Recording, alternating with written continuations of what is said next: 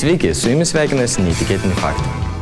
D.B. Cooperis yra žiniasklaidos sugalvotas vardas. Vyrui, kuris 1971 metais užgrobė Boeing 727 orlaivį skrendantį iš Portlando į Vašingtoną.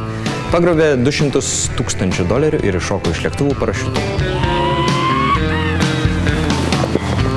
Nepaisant didelių pastangų surasti šį vyrą bei FTB tyrimo, nusikaltėlis niekada nebuvo surastas, o jo tapatybė neidentifikuota. Tai yra vienintelis lėktuvo užgrobimo atvejis JAV aviacijos istorijoje, kuris taip pat nebuvo išaiškintas. Įtariamasis nusipirko lėktuvo bilietą prisidengęs Dano Cooperio vardu, tačiau per žiniasklaidos klaidą jis vėliau gavo D.B. Cooperio vardą. Nors eilę metų jo ieškojo įvairios teisėsaugos institucijos, tačiau visos pastangos buvo bevaisės. Įvairūs ekspertai, žurnalistai bei entuziastai apipylė šią istoriją savo teorijomis. 1980 metais rasta slėptuvė su nedideliu kiekiu banknotų privertė atnaujinti tyrimą, tačiau vietoj atsakymų tyrėjai gavo dar daugiau klausimų. Nors FTB tyrėjai nuo pat pradžių teigė, jog Cooperis greičiausiai neišgyveno rizikingo šuolio parašiutu metu.